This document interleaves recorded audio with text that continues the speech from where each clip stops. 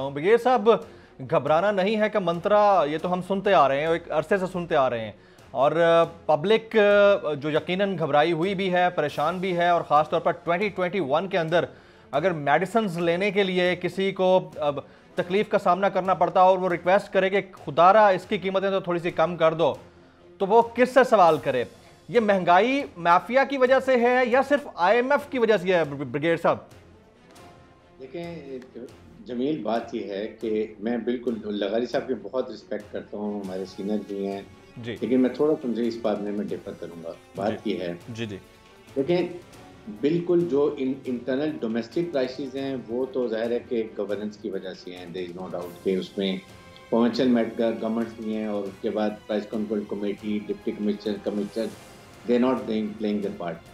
But as far as ये जो हैं प्राइस इलेक्ट्रिसिटी वगैरह की है, अब देखें प्रॉब्लम ये है कि अगर आप अभी भी सब्सिडी देते जाएंगे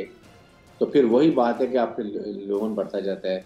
एक किसी तरीके से भी हुकूमत जो पिछले ये 10 साल से जो नुकसान हुआ उसकी वजह से जो भी प्रॉब्लम इनको आई, जो दे कुड नेवर फोरसी कि इतने हालात मईशत के ख़राब होंगे जब इन्होंने टेक ओवर किया। अब इशू ये है कि अगर आप ये प्राइस नहीं बढ़ाते हैं, आप अपने पास सब्सिडी देंगे तो फिर आपका कर्जा बढ़ता जाएगा। तो कहीं ना कहीं अवाम को जो 2 साल से तकलीफ उठा रहे हैं, मैं हमेशा ये कहता हूँ कि अब इस हुकूमत के पास एक तो जून 2021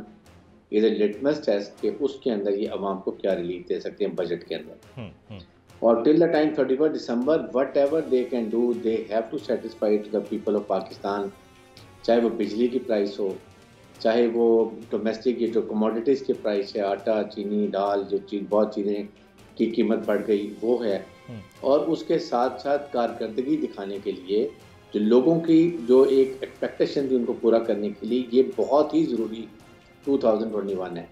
अगर इसके अंदर ये पूरा नहीं करते तो PTI के लिए बहुत मुश्किलात होंगी। सब्सक्राइब करें और बेल दबाएं ताकि कोई खबर रह न जाए।